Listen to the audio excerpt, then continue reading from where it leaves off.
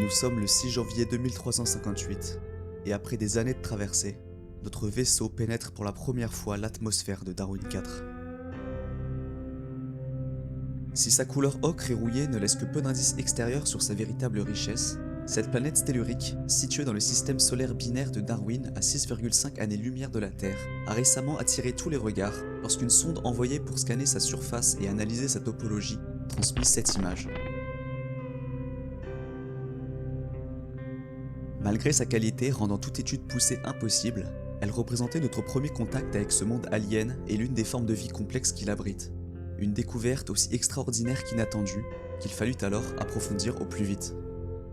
Fut alors mise en route la mission Expédition, ayant pour but d'amener l'homme à la découverte de Darwin 4, pour en étudier son écologie et élargir les perspectives de notre espèce sur l'univers qui l'entoure. Je vais aujourd'hui vous guider à travers un voyage qui transcendra très probablement toutes les préconceptions que vous pourriez avoir sur la vie et les différentes formes que celle-ci peut revêtir.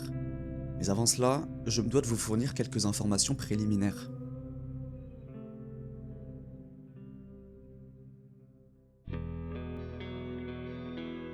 Avec un diamètre d'environ 6500 km, soit 2 fois inférieur à celui de la Terre, et avec une gravité de 0,6 g, Darwin 4 possède une atmosphère extrêmement riche en oxygène, idéale pour toute espèce s'y développant. Le jeu gravitationnel de ces deux soleils lui confère des journées de 26,7 heures et des années de 728 jours, durant lesquelles s'écoulent des saisons cycliques semblables aux nôtres, allant de l'hiver à l'été, tout en la maintenant dans des températures propices à la vie. La présence de vie, d'ailleurs, signifie que l'on y trouve bien sûr de l'eau, bien que seulement 5% de sa surface en soit recouverte, et ce, en grande majorité contenue dans la mer Amibienne, seule grande étendue liquide de Darwin 4. Il est présumé que la planète était autrefois recouverte de nombreuses mers, voire d'océans, avant que de brutaux bouleversements tectoniques et climatiques ne lui donnent son apparence actuelle. La plupart de son humidité se retrouvant alors piégée sous terre dans des nappes phréatiques ou au sein de ses glaciers polaires, tandis qu'une chaîne de montagnes se crée tout autour de sa bande équatoriale. Si ce manque apparent d'eau douce en fait une planète relativement aride, les nombreuses espèces végétales comme animales qu'elle abrite sont parvenues à s'y adapter avec une ingéniosité évolutive impressionnante. À vrai dire, il est même assez dur pour moi de savoir où commencer pour vous décrire les différentes voies empruntées par ces formes de vie au cours de leur évolution, au sein d'un monde où elles furent exposées pendant des millions d'années à des conditions drastiquement différentes de celles que nous connaissons. Les espèces dont nous parlerons ici se divisent dans 5 catégories: monopèdes, bipèdes, tripèdes, quadrupèdes et volants/flottants, c'est-à-dire sans membres de locomotion terrestre. Toutes, pourtant, sont liées par une caractéristique commune qui donne d'emblée à la faune de Darwin 4 une apparence complètement étrangère à nos standards. Les animaux ne possèdent pour ainsi dire aucun organe sensoriel optique, c'est-à-dire aucun œil. Au lieu d'utiliser la lumière pour se repérer dans leur environnement, leur vision s'effectue grâce à une batterie de sonars et de capteurs infrarouges et thermiques. Ils envoient à intervalles réguliers des pings, des vibrations à haute fréquence, qui se répercutent aux alentours pour revenir résonner dans leurs capteurs et leur en donner une impression détaillée. De plus, chacun possède un système de bioluminescence, une signature thermique très vive et facilement reconnaissable pour leurs capteurs infrarouges, leur permettant à la fois de se diriger et de s'identifier, aussi bien d'espèce à espèce que d'individu à individu. Il est difficile d'imaginer ce qui a pu mener à une adaptation aussi poussée et répandue chez ces créatures. La théorie la plus acceptée voudrait que la surface de Darwin 4 ait été autrefois recouverte par une épaisse brume, empêchant le développement de tout organe sensoriel optique inutile dans de telles conditions, au profit de ces systèmes D évolutifs, qui s'étaient déjà instaurés comme norme le jour où la brume se dissipa. Malgré le fait qu'ils soient tous techniquement aveugles, les animaux de Darwin 4 se repèrent et se déplacent avec une aisance et une précision déconcertantes. Et il sera toujours intéressant de se rappeler que la façon dont nous voyons leur monde ne pourra fatalement jamais être comparable à celle dont eux l'appréhendent, ce qui aura pour effet de creuser toujours plus notre déconnexion à leur égard. L'alimentation sur cette planète se divise en 2 groupes. D'une part, les herbivores qui se nourrissent des nutriments contenus dans les plantes et vivent généralement au sein d'immenses hordes nomades, et d'autre part, pour les espèces prédatrices et charognardes, les liquivores. Ces derniers ne dévorent pas la chair de leurs victimes comme le feraient des carnivores, et ne possèdent en fait pas de mâchoire ou de dents capables de réaliser une telle action. A la place, la plupart des prédateurs sont équipés d'un long dard flexible et pointu, que nous appellerons langue à défaut d'un meilleur terme, rangé la plupart du temps dans une cavité en forme de fourreau au bout de leur crâne. Une fois à portée de sa proie, cette langue est propulsée comme une flèche pour venir lui transpercer la peau. Alors, toujours à l'intérieur, elle se met à sécréter un venin paralysant et de puissants sucs digestifs afin de liquéfier sur place les organes de sa victime et en aspirer les nutriments. Il s'agit d'une méthode d'exécution et d'alimentation particulièrement impressionnante à observer et révélatrice du caractère universel de la violence du monde sauvage, mais également de l'imprévisibilité du jeu évolutif qui s'y déroule. L'objectif de la mission expédition est d'étudier Darwin IV et ses espèces, mais il nous sera, pour des raisons évidentes, impérativement interdit d'établir un contact physique avec ces créatures ou d'intervenir dans leurs actions. Nous devrons les observer d'un point de vue extérieur, en faisant attention à tout moment de ne pas les déranger ou dégrader leur environnement, car ce monde est à eux et nous mettrons un point d'honneur à ce qu'il leur reste. Afin de nous aider dans cette tâche, chacun des quelques centaines d'humains à bord de notre vaisseau, une communauté composée entre autres de scientifiques de tous bords, de techniciens et d'artistes, sera équipé d'un overcone personnel. Ce véhicule est un véritable bijou technologique. Très maniable, il permet à son utilisateur de survoler la planète tout en lui fournissant l'ensemble des données dont il pourra avoir besoin, à l'aide de capteurs en tout genre qu'il serait trop long d'énumérer ici. En plus de fournir une vue privilégiée de Darwin IV à 360 degrés à travers sa vitre scellée, il permet d'entendre entre guillemets les pings qu'émettent ces animaux et capter leur rayonnement infrarouge. Des informations qui seront alors transmises en direct vers l'un des orbistars sillonnant le ciel de la planète, qui font office de centre de commandement à l'expédition. Enfin, chaque overcone est équipé d'un VAP, ou Video Audiopod, un drone équipé d'un imposant capteur optique frontal et de microphones capable de se déplacer plus rapidement et plus habilement qu'un cône. Un outil qui se révélera donc indispensable pour observer nos sujets de plus près. Tout cela étant dit, et maintenant que vous possédez toutes les connaissances nécessaires au bon déroulement de notre voyage, je vous propose de nous mettre en route sans plus tarder. Installez-vous confortablement, gardez les yeux et l'esprit ouverts, nous partons à la découverte d'un nouveau monde.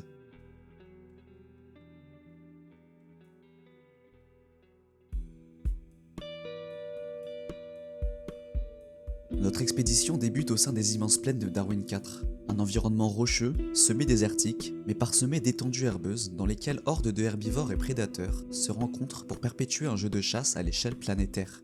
À peine arrivés que les capteurs de notre cône perçoivent leur premier ping, de plus en plus rapide et de plus en plus précis, caractéristique d'un prédateur ayant repéré son prochain repas. Ils appartiennent à un Rayback, un bipède liquivore typique, reconnaissable à ses impressionnantes protubérances dorsales. Ces pics, qui ne sont en fait autres que des vertèbres allongées, remplissent plusieurs rôles. Celui d'agrandir leur silhouette afin de les rendre plus imposants face à leurs proies et rivaux, celui de parure servant au sein de rituels nuptiaux, et enfin, plus important encore, celui de stabilisateur. En effet, le Rayback est un sprinter capable d'atteindre des allures avoisinant les 80 km/h et de les maintenir sur des dizaines de kilomètres à la poursuite d'une proie à liquéfier, un exercice nécessitant autant d'endurance que de balance dans ces terrains accidentés. Il est l'un des chasseurs les plus redoutables de ces plaines, bien qu'il en soit également l'un des moins spécialisés. Il ne dispose pas de technique ou de proie privilégiée et attaquera en fait virtuellement tout animal ayant le malheur de croiser son chemin. Justement, celui que nous observons vient de commettre par précipitation une erreur de jugement. Il accélère tout à coup, dévoilant sa position à sa cible, qui bondit aussitôt des herbes où elle se cachait. Il s'agit d'un gyrosprinter, l'espèce terrestre la plus rapide de Darwin IV, dont l'apparence révèle un parcours évolutif long et complexe. Il semblerait tout d'abord que ses membres aient fusionné au cours de leur histoire, le faisant passer d'un quadrupède à un bipède dans une recherche d'optimisation de sa technique de course, et donnant cette forme si étrange à ses deux puissantes jambes. Comme pour beaucoup d'autres espèces, le crâne que nous voyons au bout de son cou ne contient pas son cerveau, mais sert en réalité de cavité de résonance, amplifiant les vibrations émises comme reçues. Son centre nerveux se trouve plus en retrait, entre ses deux antennes dorsales, servant cette fois encore à stabiliser l'animal durant son sprint, et qui resteront malgré ses mouvements toujours parallèles au sol. Lancé à pleine vitesse, il atteint des pics ahurissants dans les 120 km/h, tout en étant capable à chaque instant d'effectuer des virages éclairs, rendant sa trajectoire imprévisible pour son poursuivant. Alors, bien qu'engagé dans une course aux enjeux mortels, notre gyrosprinter échappe sans difficulté au Rayback, qui abandonne bientôt son assaut et regarde, épuisé, son repas disparaître dans un nuage de poussière. Plus loin, notre cône intercepte les pings discrets d'un autre prédateur, sur le point quant à lui de toucher au but. Moins endurant et plus court sur pattes, le prairie ram ne rôde pas, mais préfère se dissimuler dans les hautes herbes afin de tendre des embuscades aux brouteurs passant naïvement à proximité. Au moment de frapper, il bondit de sa cachette et fonce tête la première vers le flanc de sa cible, qui n'a alors plus le temps de réagir, pour venir l'empaler sur son bec, une pointe osseuse extrêmement solide à l'avant de son crâne, de laquelle sont éjectées immédiatement de puissantes enzymes digestives. Cette méthode d'exécution, d'où provient son nom de bélier des prairies, est aussi brutale qu'impressionnante à observer. Car lors d'un tel choc, la victime se retrouve projetée sur plusieurs mètres, décédée sur le coup, tandis que son assaillant, raffiné génétiquement par des millions d'années d'évolution, absorbe dans un premier temps l'impact et dans un second, ses entrailles. Elle est également une preuve de la spécialisation du prairie ram, qui, malgré sa force, doit bien évidemment se concentrer sur des proies à la chair molle et exposée afin d'éviter d'endommager sa corne, primordiale à sa survie. C'est pourquoi, malgré les nombreuses occasions qui s'offrent à lui, celui que nous observons semble ignorer complètement le passage à proximité d'un troupeau de thornbacks. Des petits herbivores tripèdes portant sur leur dos une solide armure, constituée de plusieurs couches de callosité dure comme de la pierre, ornée d'une imposante pointe dressée vers le ciel, comme un signal d'avertissement pour tout prédateur un peu trop curieux. Une défense qui confère déjà à cet animal une certaine sécurité individuelle, mais qui devient particulièrement efficace dans une logique de horde, car en se déplaçant côte à côte, les thornbacks créent un imposant mur d'écailles et d'épines, en plus de former une masse bien plus dure à discerner par le sonar de leurs chasseurs dans le feu de l'action. Une stratégie efficace, mais loin d'être infaillible. Cette espèce a en effet le malheur d'être la proie privilégiée d'un des plus féroces chasseurs de Darwin IV. Une créature dont la seule apparence suffit à inspirer la crainte et le danger. Le prédateur apex de ces plaines, le Orang-Outan. Ce liquivore est bien plus grand qu'un Reiback, et donc moins rapide, mais il compense ce manque de vitesse par la précision et l'ingéniosité de sa technique de chasse. Il se camoufle en modifiant la fréquence de ses pings afin d'imiter celle de ses proies et les rendre indétectables à leur sonar, tandis qu'il les suit en filature sur des kilomètres, en attendant patiemment le moment de frapper. Un petit groupe se détache tout à coup du troupeau à la recherche de coins d'herbe vierges, une occasion que le chasseur affamé se doit de saisir instantanément. Il sème dans un premier temps le chaos dans le groupe, qui, pris par surprise, ne parvient pas à se mettre en position de défense. Puis, à la manière d'un chien de berger, il mène ses proies minutieusement en leur courant autour vers des terrains qui lui seront plus favorables, un champ de roche ou une falaise par exemple. Une fois fait, il n'y a plus qu'à attendre qu'un des animaux en déroute commette une erreur d'appui ou de direction et se rende vulnérable ne serait-ce qu'une fraction de seconde à une attaque. Le Orang-Outan est capable de faire jaillir sa langue à une vitesse excédant les 100 km/h sur une distance de plusieurs mètres, et ce, avec une précision extraordinaire malgré la frénésie de la course. Il vise toujours le point faible de ses victimes, leur branchie respiratoire, pour un accès immédiat à leurs organes et une mort instantanée. Il parvient de cette manière à en tuer 2, pendant que le reste du groupe rejoint en panique la sécurité de la horde. Après s'être rempli l'estomac, il laisse derrière lui des carcasses que s'empresseront de liquéfier jusqu'à la moelle les espèces charognardes des environs, comme le jet darter, un petit animal volant à l'apparence aussi colorée qu'aérodynamique. En quelques minutes seulement, il ne reste rien des 2 malheureux thornbacks, et déjà, l'essaim de charognard s'envole au loin, n'écoutant que son insatiable appétit. Quelques minutes de vol plus tard, notre cône aperçoit 2 prismalopes détachés de leur horde, eux aussi en quête d'un repas. Ces tripèdes font partie des très rares espèces omnivores entre guillemets de Darwin IV. S'ils se nourrissent majoritairement d'herbes, il n'est pas rare de les voir compléter leur alimentation en liquéfiant de petits animaux sur leur chemin. Et justement, en nous approchant, nous apercevons en plus des créatures volantes à forme de calmar, poursuivies jusqu'ici au pied d'un arbre à l'allure inquiétante. Soudain, ces dernières s'immobilisent, et, enorgueillis par la perspective d'une chasse réussie, les prismalopes s'avancent vers une mort certaine. Malgré le nom qui leur a été donné, les butcher trees ne sont pas des arbres, ni même des végétaux, mais bel et bien des animaux. Plantés dans le sol et immobiles, ils ont développé l'une des techniques de chasse les plus complexes et sophistiquées qu'il nous sera donné de voir. Les petites créatures volantes ne sont pas venues ici par hasard, mais ont en fait joué avec brio le rôle d'appât. Elles semblent en effet avoir évolué pour adopter la forme des tentacules du butcher tree, dont l'extrémité, équipée d'un dard paralysant, demeure à découvert. En se dissimulant ainsi à côté de ces tentacules, elles ont forcé les prismalopes à s'avancer au milieu d'un véritable champ de hameçons. À peine leurs langues furent-elles piquées par ce qu'ils pensaient être leur proie, que les animaux se retrouvèrent transpercés par les impressionnantes lances flexibles qui ornent le sommet de l'arbre. À son pied se trouve une jeune pousse, trop petite encore pour chasser par ses propres moyens, et donc nourrie à travers un tube souterrain reliant les 2 créatures. Une démonstration d'amour parental et de partage plutôt surprenante de la part d'un animal à l'apparence si cauchemardesque. Reste encore à déterminer le lien qui unit le butcher tree au petit animal volant, et la raison de l'impressionnant cas de mimétisme entre ce dernier et les tentacules. Est-ce un cas de symbiose entre 2 espèces distinctes ayant évolué côte à côte pour devenir parfaitement dépendantes l'une de l'autre? Ou alors, théorie que j'avoue trouver plus intéressante, le volant est-il en réalité le mâle du butcher tree, qui graviterait autour de sa femelle et attirerait à elle ses proies afin d'assurer la prochaine génération? Rien ne nous permet d'en avoir le cœur net pour le moment. Et cette rencontre ne fait au final que remettre en perspective notre ignorance vis-à-vis de ce monde, et le nombre de ses secrets qu'il nous reste à découvrir.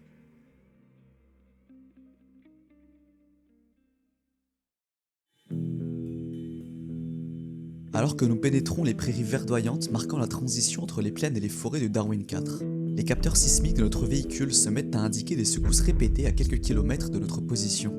Mais en les regardant de plus près, celles-ci ne semblent pas d'origine géologique et se déplacent en fait dans notre direction. Un géant vient de se mettre en marche. Il s'agit d'un Grovebak, l'animal terrestre le plus large de la planète, qui avance paisiblement en faisant trembler à chaque pas le monde autour de lui. En raison de sa taille, un tel animal ne connaît pas de prédateurs et semble ignorer complètement ce qui se trouve sur son passage, trop absorbé par la recherche de son prochain repas. Il se nourrit en aspirant çà et là des nuages entiers de créatures volantes microscopiques qui pullulent les airs de cette région et qui semblent paradoxalement constituer la seule source de nourriture suffisamment abondante pour alimenter ce colosse. Lorsqu'il est encore juvénile, le Grovebak est un animal tripède, extrêmement rapide et agile comparé à ses parents.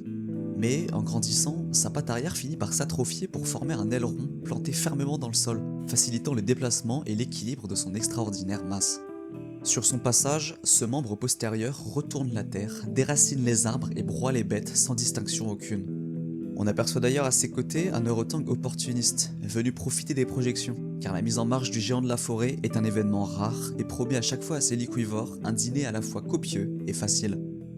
On pourrait alors croire à première vue que le Grovebak est un danger pour l'écosystème, qu'il paraît abîmer à chaque pas. Mais la réalité est tout à fait inverse. Cet animal passe la grande majorité de sa vie en hibernation. Il s'enterre pendant des décennies dans le sol meuble des prairies, ne laissant dépasser que sa carapace qui se fond alors avec son environnement. Durant ces périodes de sommeil, une grande variété d'espèces végétales, notamment des arbres, se mettent à pousser sur son dos mousseux, riche en nutriments. Ainsi, lorsqu'il se remet en marche, cette végétation meurt, mais obtient en contrepartie l'occasion de s'essaimer le long du parcours de l'animal, qui laboure de plus la terre sur son passage et arrache en même temps des plantes invasives drainant les ressources du sol. Malgré son allure destructrice donc, il est bel et bien un gardien de cette nature, et ce, jusque dans la mort. L'individu que nous suivons n'est en vérité pas en quête de nourriture, mais d'un endroit où finir ses jours. Au lieu de s'éteindre lentement dans son sommeil, il a décidé de se déplacer une dernière fois, jusqu'à ce que ses jambes, épuisées par l'âge et l'effort, ne puissent plus le supporter. Dans un dernier soupir, l'animal s'effondre et arrête peu après d'émettre le moindre ping. Le orotang, qui le suivait depuis tout ce temps, est le premier à profiter du festin de sa carcasse, qui nourrira des jours durant la faune locale, avant de se décomposer pour nourrir à son tour la flore. Une digne façon pour ce géant de tirer son ultime révérence en rendant à sa planète ce qui lui a été offert. Toujours en périphérie des forêts, notre avancée est de nouveau interrompue par une vision surprenante. Un groupe de flipsticks en pleine session de chasse. Ces monopèdes de forme cylindrique possèdent l'une des anatomies les plus étranges de Darwin IV, leur faisant adopter l'apparence et la fonction d'un bâton sauteur organique. Debout sur son unique pied, le flipstick domine son environnement en atteignant à l'âge adulte plusieurs dizaines de mètres de hauteur.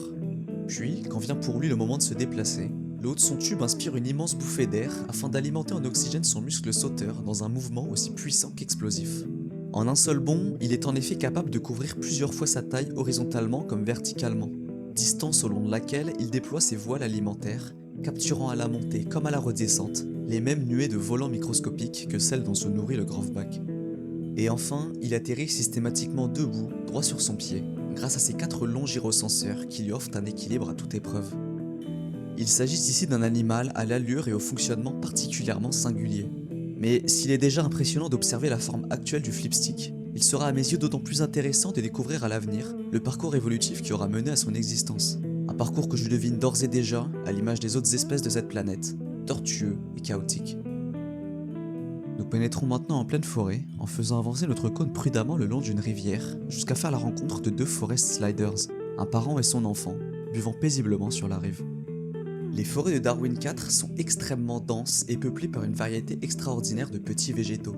Et pour ce qui est des arbres qui les composent, il n'existe en réalité qu'une seule espèce dominante, ayant pris il y a des millions d'années de cela le contrôle des canopées et des réseaux souterrains de racines. Ces arbres, nommés Plaguebark Tree pour la dureté de leur écorce, sécrètent en continu une sève sucrée dont se nourrissent la plupart des animaux de la région, à l'instar de la petite famille que nous observons actuellement. Comme le Groveback, le Forest Slider est à la naissance tripède, puis voit en grandissant son membre postérieur s'atrophier tandis qu'un aileron facilitant ses déplacements sur le sol de la forêt le remplace. Ce qui laisse d'ailleurs à supposer d'un lointain lien de parenté entre les deux espèces. Apeuré par l'arrivée soudaine d'un groupe de Hooktails, des petits volants inoffensifs, le parent guide son enfant en sécurité en s'enfonçant dans les bois où notre véhicule n'est plus capable de les suivre.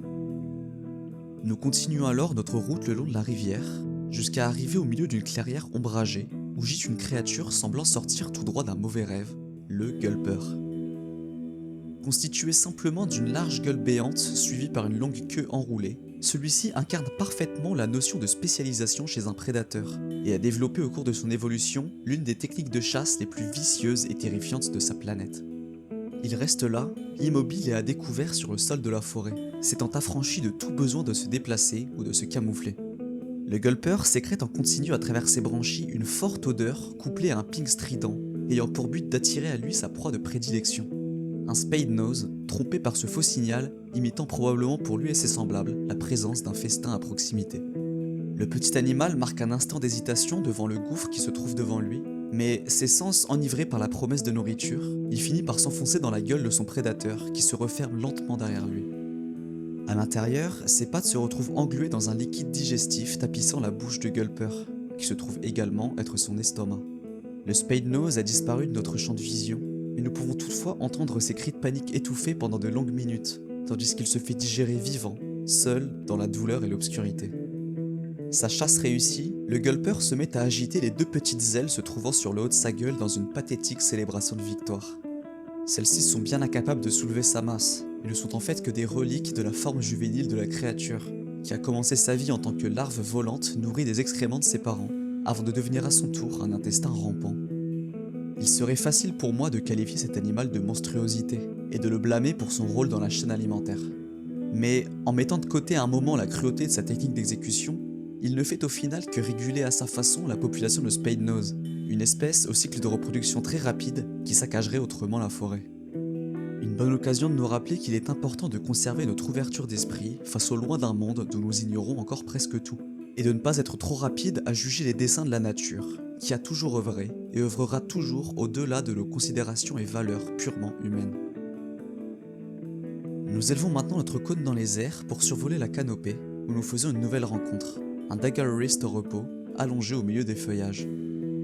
Surpris par notre arrivée, celui-ci se dresse sur ses pattes arrière et pointe fièrement dans notre direction les deux lames acérées qui lui servent de membre avant dans une tentative d'intimidation. Puis, constatant que cela n'a pas d'effet, il bondit en un éclair sur un arbre à proximité, nous offrant une chance d'observer ses impressionnantes qualités d'acrobate sylvestre. Il plane de branche en branche et de tronc en tronc, en déployant dans les airs à chaque saut un fin voile de peau attaché entre ses coudes et ses genoux, avant de se réceptionner en plantant fermement ses deux pics dans le bois, lui offrant une prise solide le temps d'évaluer son prochain saut. Le tout avec une dextérité telle que le poursuivre à travers l'épaisse végétation serait impossible sans l'aide de nos instruments. Quelques centaines de mètres plus loin, l'animal s'arrête ayant rejoint la sécurité de son groupe. Nous sommes maintenant observés par une petite dizaine de Daggerwrist, qui représentent l'une des espèces prédatrices les plus sociales de Darwin IV, où les grands chasseurs ont en général pour habitude de vivre seuls, hormis lors des périodes de reproduction. Cette vie en communauté semble exister cependant plus par nécessité de survie que par réelle affection entre ces créatures, car chaque individu maintient une certaine distance avec son voisin, en plus d'exhiber de nombreuses cicatrices causées par des joutes répétées, révélatrices d'une forte agressivité, même entre semblables. Peut-être ce comportement social est-il récent dans leur histoire évolutive, et s'il venait à subsister, verrait-on alors le développement d'une cohésion plus profonde dans le groupe, servant les intérêts de chacun. En quelques minutes, les Daggerwrist se désintéressent de notre présence et retournent un à un vaquer à leurs occupations, qui se résument par de la chasse et un entretien quotidien et soigné de leurs lames osseuses. Lorsqu'elles se plantent dans les arbres, ces lames font s'écouler des traînées de sève sucrée dont sont particulièrement friands les trunk suckers, une espèce d'animaux planeurs qui constituent la majorité de leur alimentation. Ils n'ont en général qu'à attendre le passage de leur proie le long des routes qu'ils empruntent pour les intercepter en vol, révélant une fraction de seconde la véritable nature de leur mâchoire, séparées en deux parties indépendantes afin de maximiser leur amplitude d'attaque. La section inférieure étant capable de se propulser pour transpercer une cible en plein mouvement, tandis que la section supérieure lui ping avec précision l'endroit où frapper. Tout juste sortis de la forêt, nous assistons à une autre extraordinaire démonstration de technique. un fiend snapper se lançant à la poursuite d'un banc de jet darters, les petits charognards aériens dont nous parlions précédemment. En prenant de la vitesse, la queue de ce liquivore bipède est soulevée et maintenue dans les airs, diminuant ainsi grandement son poids en augmentant sa portance, ce qui lui donne de notre point de vue l'air de planer au-dessus du sol dans un sprint tout en élégance. Une fois à portée, il projette la lance placée sur le sommet de son crâne avec une vitesse suffisante pour abattre en un seul assaut 3 ou 4 de ses proies qu'il s'empresse de liquéfier. Un fiend snapper adulte doit en moyenne se nourrir de 2 dizaines de jet darters quotidiennement pour sa survie. Le balai aérien auquel nous venons d'assister n'étant alors probablement que le début d'une longue journée de labeur pour cet animal, que nous quittons maintenant pour nous diriger vers la prochaine étape de notre parcours.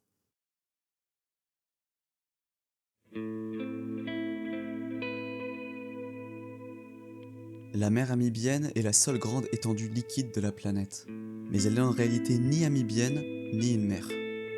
Le nom qui lui a été donné n'est qu'une facilité de langage, adoptée devant l'impossibilité de décrire simplement l'absolue complexité de l'étendue gélatineuse qui s'étend à perte de vue devant nos yeux.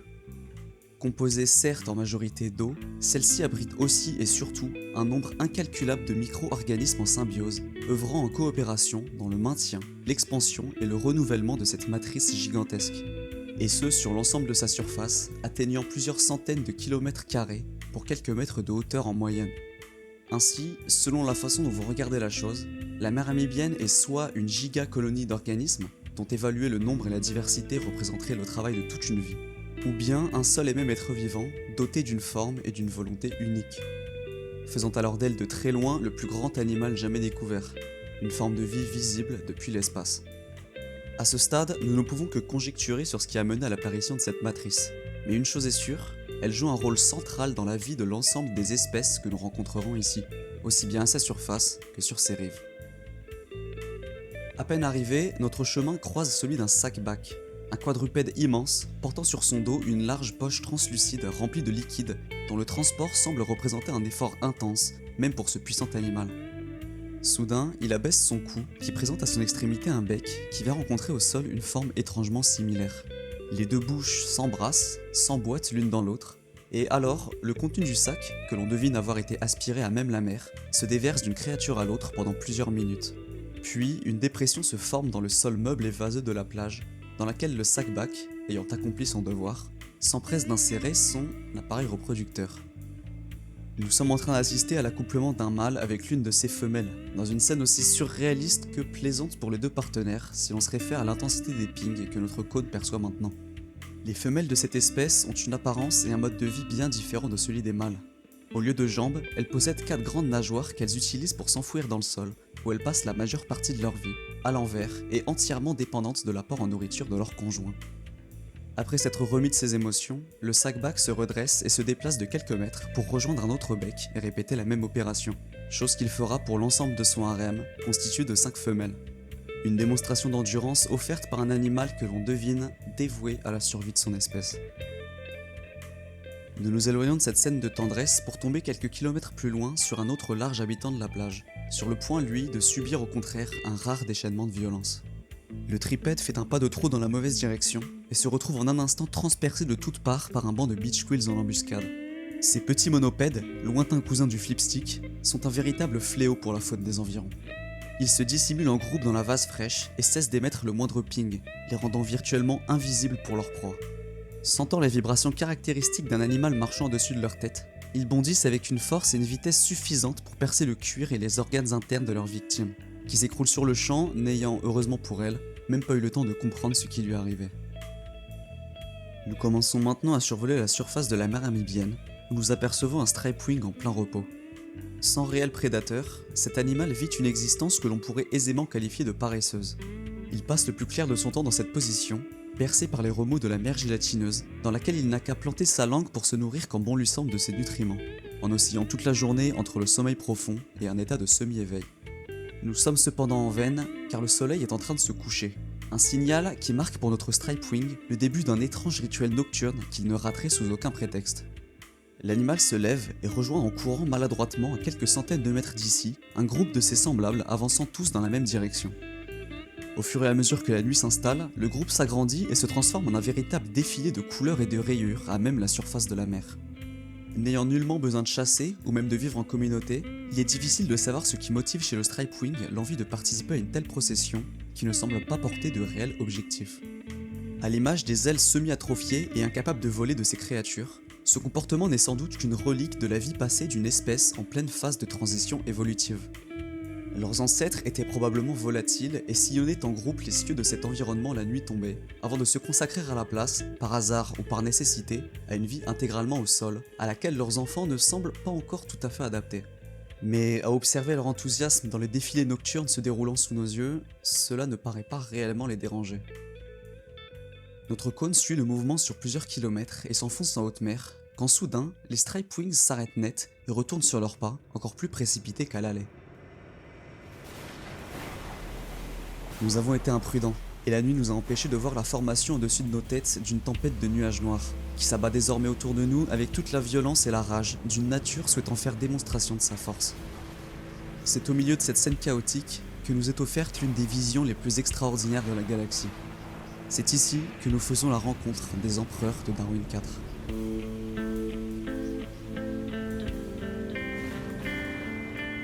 Le mot titanesque ne suffit pas à décrire l'impression que dégage ce couple de 6 Striders bravant la tempête. Hauts chacun de près de 200 mètres, ces bipèdes représentent l'espèce la plus large de leur planète, ainsi que l'un de ses plus grands mystères biologiques. Ils avancent un pas après l'autre, à travers la pluie, le vent et la foudre, en émettant à intervalles réguliers des pings si puissants qu'ils en font trembler la structure de notre véhicule. Aucune force de la nature ne semble capable d'altérer la marche de ces titans. Et ce pour une bonne raison, car ils sont venus ici pour se nourrir. Leurs immenses jambes, composées en majeure partie d'une dense couche osseuse facilitant l'équilibre, présentent à l'avant une partie creuse équipée de dizaines de rangées de dents. À chaque pas, ces bouches s'enfoncent sur plusieurs mètres dans la gélatine amibienne et en arrachent de larges portions, qui seront directement transmises au système digestif, laissant à la surface de la mer une série de cratères cylindriques qui mettront des semaines à se reconstituer. Les géants sont chacun suivis par une nuée de petits animaux volants dont la tête arbore la même forme caractéristique de croissant de lune. Ce sont les nymphes, les formes juvéniles des Sea Striders, qui, incapables de se nourrir par elles-mêmes, rayonnent par centaines autour de leurs parents. En guise de repas, elles pénètrent en groupe une cavité à la base du crâne du Strider et en ressortent de l'autre côté, ayant absorbé au passage une partie de ces nutriments prédigérés par un procédé encore majoritairement méconnu. Toujours est-il que la quantité de nourriture nécessaire pour alimenter cette immense famille est telle qu'elle deviendrait rapidement insoutenable pour la mère amibienne, sans une forme d'échange de la part de ceux qui vouent leur vie à la dévorer. Justement, une nymphe, désorientée par la tempête, s'est détachée de son escadron et s'approche dangereusement de la surface. Tout à coup, la gélatine s'étire sur plusieurs mètres, comme un bras tendu dans les airs, et capture la créature en vol pour la tirer dans ses profondeurs et la digérer. Une façon pour la mère de récupérer une partie de son dû. En réalité, une large portion, voire la totalité des nymphes, connaîtra un sort similaire avant d'atteindre sa forme adulte. Le développement complet d'un Strider étant un événement extrêmement rare au sein d'un écosystème qui semble choisir consciemment ceux qui auront ou non la chance de devenir ses maîtres. Nous nous remettons alors en route vers la côte, où nous avons droit à une ultime entrevue avec l'une de ces créatures, sous la forme d'un crâne immense à demi enterré dans la plage, et servant maintenant de refuge à un troupeau de Littoralops, des quadrupèdes venus ici en grand nombre, pour se nourrir eux aussi de matrices gélatineuses. Outre son intérêt esthétique de cathédrale macabre, ce squelette est aussi porteur d'un sombre présage pour l'ensemble de Darwin IV. Les Sea Striders étant incapables de s'aventurer hors de la mer, sa présence ici, à plusieurs centaines de mètres de cette dernière, signifie qu'elle devait autrefois s'étendre bien au-delà de ses limites actuelles, et qu'elle serait actuellement en récession. Peut-être s'agit-il pour elle d'un phénomène naturel et cyclique, mais il est aussi possible que la mer amibienne soit maintenant mangée plus vite qu'elle ne peut se reconstituer. Si c'est le cas, et si cela continue, elle pourrait un jour disparaître et emporter avec elle l'ensemble des espèces l'ayant placée au centre de leur régime alimentaire. Un véritable désastre écologique aux ramifications planétaires. Pour le moment, nous ne pouvons que continuer à l'étudier et espérer nous tromper. Mais il y a de bonnes raisons de rester optimiste, car une chose est sûre, ce monde n'a pas fini de nous surprendre.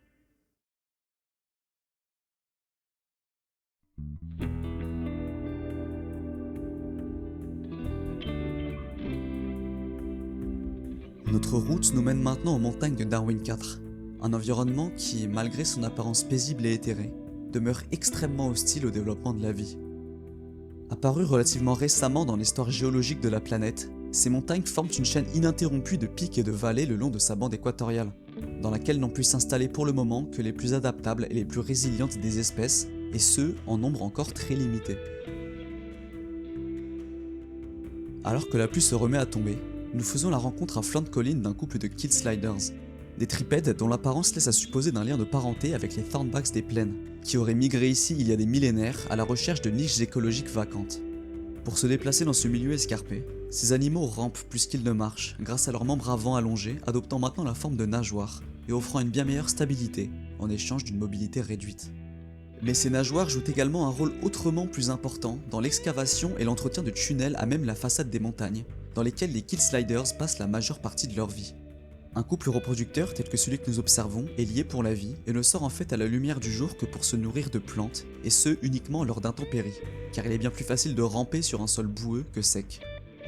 Ils passent sinon le plus clair de leur temps à élargir, consolider et nettoyer leurs terriers, servant d'abri à leurs enfants et à leurs juvéniles, qui quitteront un jour le confort familial pour aller creuser à leur tour un nouveau foyer et perpétuer les générations. Les Killsliders font partie des seules espèces de Darwin IV à bâtir ainsi leur lieu d'habitation et à avoir adopté une vie aussi sédentaire. Mais ils se placent en conséquence plus que quiconque à la merci des phénomènes naturels qui sévissent dans cette région. Ces montagnes sont encore jeunes et donc toujours aux prises d'importantes activités sismiques au potentiel destructeur.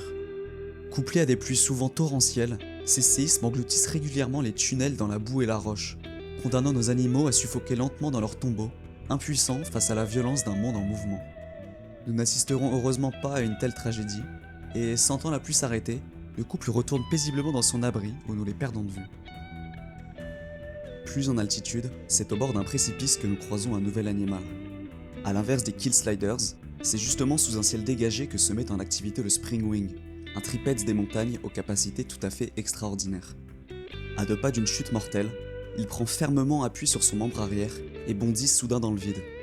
Sous l'impulsion, les ailes qui étaient alors pressées sur le dos de l'animal se déploient et, gonflées aussitôt par un courant ascendant, lui permettent de prendre son envol. Incapable de battre des ailes, le Springwing ne vole pas à proprement parler, mais plane plutôt entre les montagnes, d'une façade à une autre, où il se pose quelques secondes pour se nourrir de végétaux et de mousse poussant sur les roches humides avant de redécoller. Il semble doté à cet effet d'un talent inné pour prévoir et tirer profit des courants aériens chaotiques des hautes altitudes, et fait preuve d'une dextérité aérienne impressionnante, si bien que notre cône peine à suivre sa trajectoire et se fait facilement distancer. Notre déception n'est cependant que de courte durée, car en disparaissant, il nous a menés par inadvertance à la rencontre d'une créature tout aussi fascinante. Si le Springwing est ici le maître des airs, alors son proche cousin, le Kragspringer, est quant à lui le roi des roches. L'animal se déplace avec aisance le long d'une paroi fine et escarpée, pour se nourrir lui aussi de plantes, et bondit d'une prise à l'autre en maintenant un équilibre parfait, bravant la mort à chaque mouvement, avec une adresse et une élégance égales, si ce n'est supérieures, à son homologue ailé. Ces deux espèces appartiennent sans nul doute à la même branche évolutive, et leur divergence coïncide probablement avec l'apparition récente des montagnes, là où elles ont élu domicile. L'une peut être piégée en haute altitude par des déplacements tectoniques, ayant développé une forme de locomotion aérienne, tandis que l'autre perfectionnait sa forme terrestre, chacune remplissant au final un rôle différent dans l'écosystème. Malgré leur remarquable adaptativité, ces espèces habitent la plus rude et la plus imprévisible des régions de Darwin IV, et aucune des deux, qu'elle plane ou qu'elle bondisse, n'est parvenue à ce jour à s'affranchir de son implacable cruauté. Après tous ces efforts, notre Kragspringer descend finalement dans la vallée pour se désaltérer au bord d'une rivière, ignorant alors que sa présence ici est scrupuleusement surveillée. À peine a-t-il le temps de boire une gorgée d'eau qu'un son strident retentit dans sa direction, provoquant sa fuite vers la sécurité des hauteurs. Son assaillant est un Bladderhorn, un bipède au caractère explosif qui met un point d'honneur à faire connaître par tous les moyens possibles sa domination sans partage de ce coin de la montagne. Il se nourrit exclusivement de petits végétaux et de micro-organismes qui tapissent le fond de la rivière, soit un régime alimentaire très pauvre, l'obligeant à chasser tout intrus ou rival potentiel dont la simple présence sur son territoire menacerait sa survie. N'étant cependant pas équipé pour le combat, son espèce base sa stratégie sur la surprise et l'intimidation plutôt qu'une confrontation directe. L'animal a maintenant repéré notre présence et s'approche du cône visiblement énervé pour s'adonner à une nouvelle démonstration. À notre contact, il gonfle les deux imposantes poches se trouvant de part et d'autre de sa tête et les agite dans les airs afin de paraître plus imposant. Puis, devant notre absence de réaction, il les compresse soudain pour laisser s'échapper un son effroyable qui résonne dans toute la vallée. Le Bladderhorn est à notre connaissance le seul animal de sa planète à utiliser ainsi le son à son avantage. Tous émettent en continu des pings à haute fréquence pour se repérer, mais aucun à part lui ne possède un tel organe, développé spécifiquement pour produire des ondes sonores dans une plage de fréquences bien plus étendue, et donc bien plus déstabilisante pour des espèces n'ayant pas l'habitude d'interpréter des vibrations de ce genre. Par un pur hasard, les ondes émises par cet organe sont comprises en partie dans le domaine audible par nos oreilles humaines, faisant techniquement du Bladderhorn le seul animal de cette planète que nous sommes capables d'écouter sans assistance matérielle. Et force est de constater que le message est clair. Alors, ne souhaitant pas exciter davantage son agressivité, nous décidons de répondre à son injonction et commençons à nous éloigner vers notre prochaine destination.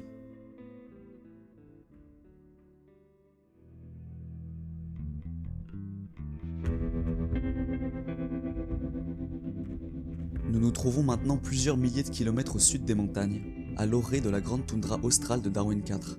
De loin, la région la plus froide de la planète, mais aussi paradoxalement l'une des plus riches, aussi bien en ressources qu'en biodiversité. Ces immenses champs de neige constituent l'une des plus importantes concentrations d'humidité de ce monde aride, soit une véritable oasis de vie pour toute espèce, végétale comme animale, suffisamment résiliente pour affronter la rigueur des températures polaires. Au survol, nous apercevons une trouée linéaire dans la couverture neigeuse, indiquant sans doute possible le passage récent d'un animal. Avec ses deux pattes avant, il se pousse maladroitement à travers la poudreuse, ne progressant que de quelques dizaines de mètres par heure. Ce qui semble pourtant représenter pour lui un effort considérable à en juger les nuages de vapeur que forme sa respiration à chaque mouvement. Cette créature se nomme le Tundra Plow, et ce que vous observez actuellement n'est autre que son postérieur. De notre point de vue, sa façon de se déplacer a quelque chose de comique, pour ne pas dire absurde, mais elle est le résultat d'une adaptation évolutive unique, dont l'ingéniosité ne peut être révélée qu'en observant le Tundra Plow dans sa totalité. Lorsqu'il se déplace, l'avant de son corps demeure volontairement enterré sous une épaisse couche de neige, au plus près de sa nourriture. En avançant, l'aileron osseux qui lui sert de crâne laboure le sol de la toundra et en filtre à la fois l'humidité et les minéraux, tandis qu'une bouche flexible à son extrémité arrache à la racine les plantes se trouvant en grand nombre sur son passage. Cette méthode de locomotion et d'alimentation est tout à fait singulière, même pour les standards de Darwin IV. Mais en contrepartie d'un certain inconfort, elle offre à cette espèce un accès privilégié à une abondance de nourriture qui resterait en son absence virtuellement inexploitée. Une preuve supplémentaire de l'inventivité de la nature, qui prouve toujours via l'évolution que chaque problème possède sa solution. Notre appareil se met tout à coup à capter des pings puissants en provenance d'un glacier non loin d'ici. C'est en nous approchant pour en investiguer la source que nous faisons la rencontre d'un troupeau de sledge sliders, les herbivores les plus imposants de la région. Plus à l'aise pourtant sur la glace que sur la terre ferme, ils sont venus jusqu'ici pour se nourrir de plantes, traînant péniblement au sol leur corps massif qui ralentit grandement leur déplacement. Le temps d'un repas, le groupe s'expose dangereusement à tout prédateur rôdant dans les environs, ce qui l'oblige à exercer une vigilance absolue. Le plus imposant, probablement le chef de sa communauté, ne se nourrit pas.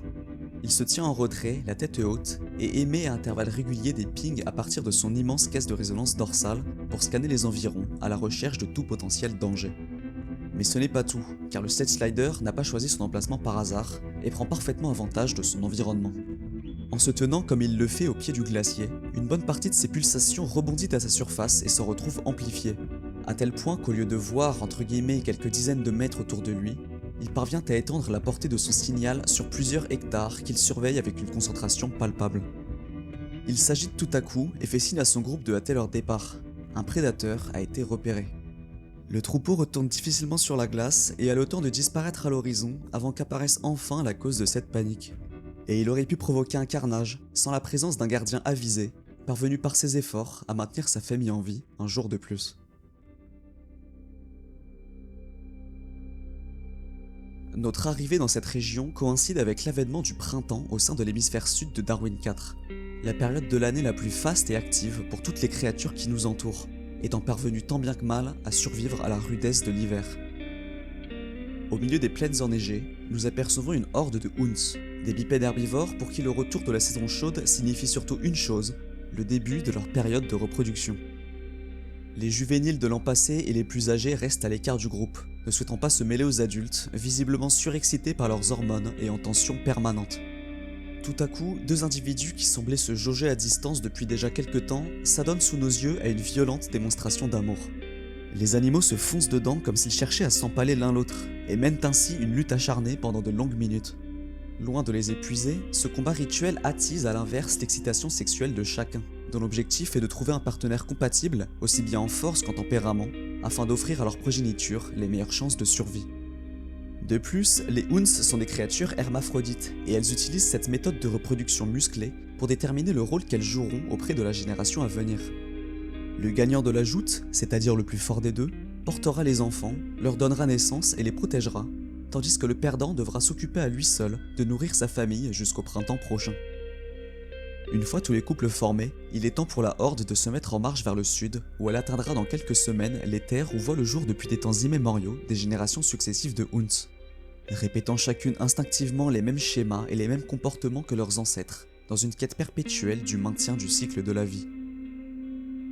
C'est en les suivant sur plusieurs kilomètres que nous tombons nez à nez sur l'une des plus grandes énigmes biologiques de notre parcours.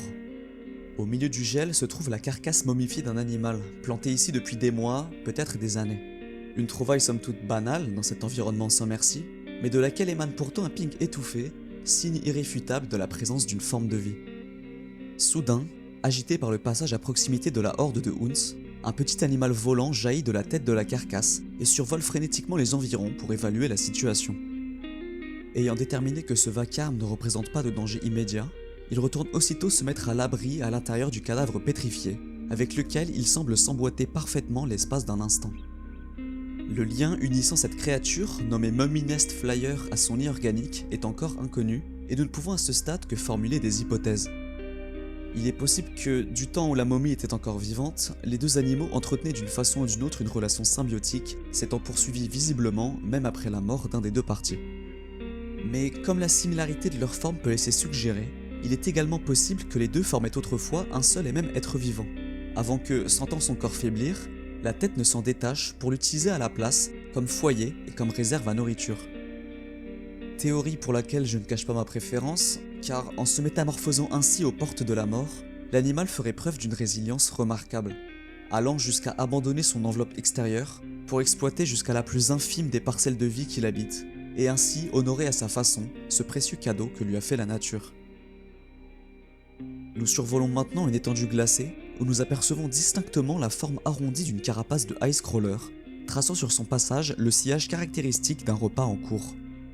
En rampant, ses dents raclent la glace et en délogent une multitude de micro-organismes qui composent la majorité de son alimentation, mais dont la qualité nutritive est si basse qu'elle force l'animal à parcourir quotidiennement des kilomètres pour se rassasier. Il est pourtant forcé de marquer un arrêt, perturbé dans sa course par l'arrivée d'un Rime Runner droit sur son chemin. Ce monopède sauteur se déplace sur la mer de glace à une vitesse impressionnante, grâce à un pied puissant et crochu qui lui confère une adhérence optimale sur le sol glissant. Il ne représente cependant aucune menace pour les Ice Crawlers, dont l'épaisse armure les protège de toute attaque extérieure, et qui ne craignent en réalité qu'un seul prédateur, le Belly Thrower, un monopède lui aussi, qui se nourrit en expulsant son estomac par la bouche, afin de digérer sa prise sur place, carapace y compris. Malheureusement, en observant notre Rime Runner de plus près, nous constatons la présence de 4 pics mauves fermement plantés dans sa queue. Ce sont les œufs d'une espèce locale de parasites extrêmement agressive, qui écloreront bientôt en dévorant leurs victimes de l'intérieur, après l'avoir lentement affaibli en injectant leurs neurotoxines directement dans son système pendant des semaines. Ainsi, malgré un développement et une adaptation parfaite, cet animal est condamné à passer ses derniers moments sur Darwin 4 dans la douleur. Pourtant, probablement conscient du sort qui lui est réservé, le voilà qui disparaît au loin en bondissant, trop occupé peut-être à profiter de sa présence ici pour accorder la moindre attention à l'inévitable.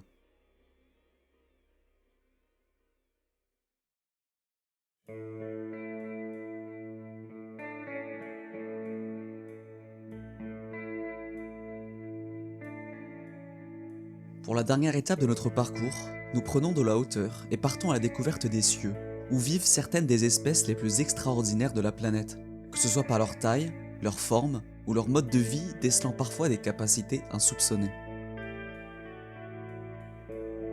Au petit matin, quelques centaines de mètres au-dessus des plaines désertiques, nous faisons la rencontre d'un couple de géants à forme de croissant de lune, nommés Rugose Floaters. Très lentement, les deux animaux se tournent autour et tracent dans les airs une large trajectoire elliptique au long de laquelle chacun dissémine en continu des milliers de globules bruns qui prennent immédiatement de l'altitude. Ce sont leurs cellules reproductives, qui, grâce à cette valse aérienne, finiront par se rencontrer par-delà les nuages et donner naissance à une nouvelle génération de ces mystérieuses créatures. La tranquillité de cette scène est subitement brisée par l'affolement d'un des flotteurs, qui se met à sécréter à partir d'orifices placés sur sa crête une dense fumée noire ayant pour but de brouiller son image au sonar de ses prédateurs.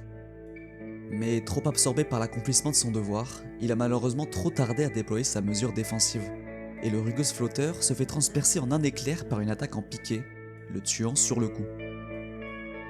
Son assaillant n'est autre qu'un skewer, la machine à tuer la plus redoutable de Darwin 4.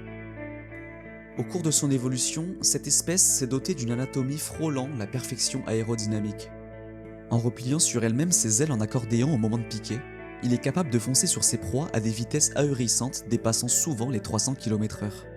Puis il relâche au moment de l'impact toute l'énergie cinétique accumulée à travers son immense lance osseuse dure comme du titane et à laquelle rien sur cette planète ne peut résister. Depuis les cieux, les skewers représentent un danger absolu et permanent pour tous les autres animaux de cette planète. Bien qu'ils soient déjà extrêmement menaçants en individuel, ces chasseurs ont pour habitude de se regrouper pour partir à l'assaut de cibles bien plus larges, comme le majestueux Ebony Blisterwing, et allant, dans de plus rares occasions, jusqu'à s'attaquer aux Sea Striders, absolument démunis face à un tel déchaînement de violence. Il existe pourtant bel et bien une espèce qui parvient à tenir les skewers en respect. Une espèce à laquelle même ces démons du ciel n'osent s'attaquer.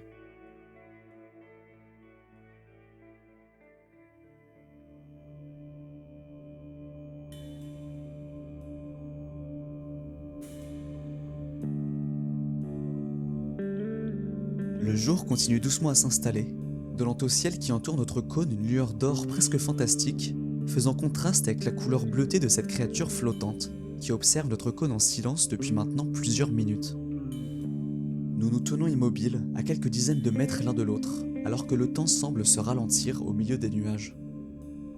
Pour la première fois depuis notre arrivée, ce n'est pas nous qui sommes allés au contact de cet animal, mais lui qui s'est approché volontairement, sans dégager la moindre agressivité ou crainte, mais plutôt par ce qui ressemble à une forme de curiosité.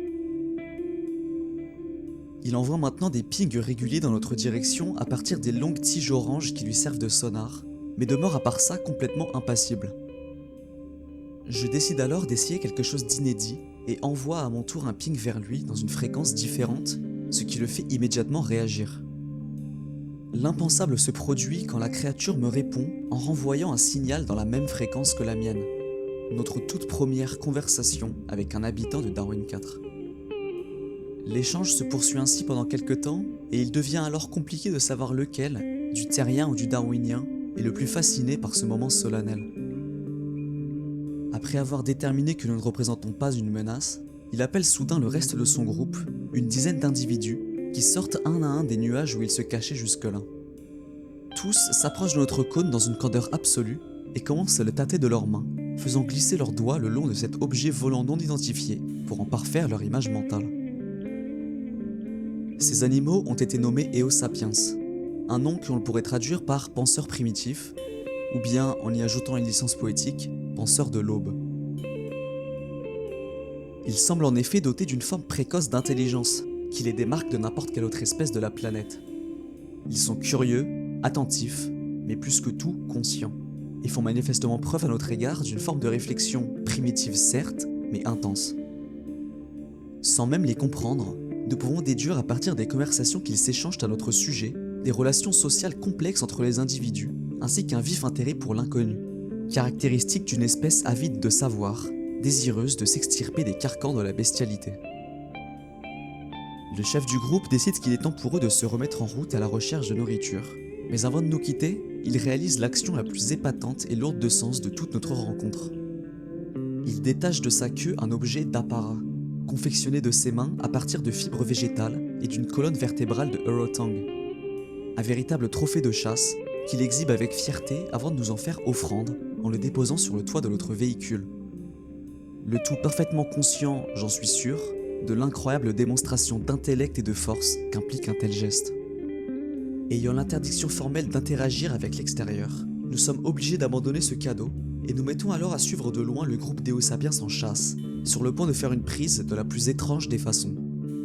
Ils ont pris un Rayback errant pour cible et suivent sa trajectoire depuis les airs. Chacun tenant dans ses mains un gourdin pointu, taillé minutieusement dans cette forme à partir d'un mélange de matière végétale et d'excréments.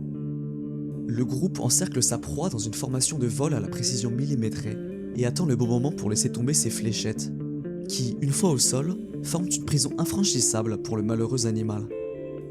Il ne leur reste alors plus qu'à se jeter sur leur victime, faisant transparaître un bref instant toute l'étendue de leur sauvagerie. Ils la transpercent de toutes parts avec leurs trompes et commencent à se battre entre eux pour l'accès aux plus gros morceaux.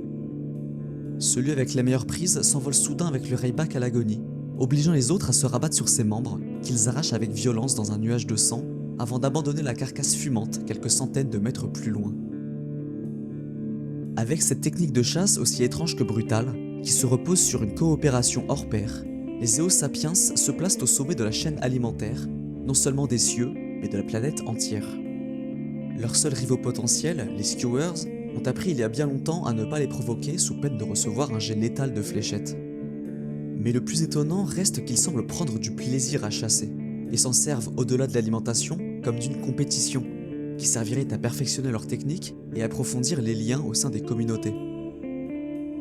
Leur proto-société se base sur une forme de violence ritualisée et glorifiée, à laquelle, comme nous l'avons vu avec notre offrande, les Homo sapiens accordent une haute valeur symbolique, au point même de s'adonner à une forme, là encore primitive, mais bien réelle, d'artisanat. Sans chercher à anthropomorphiser ces comportements, il est tout de même assez troublant de faire le constat qu'ils n'ont à cet égard rien à envier à nos ancêtres, qui peignaient sur les parois de leurs cavernes les récits de glorieuses batailles, alors inconscients du fait qu'ils deviendraient un jour les maîtres de leur monde.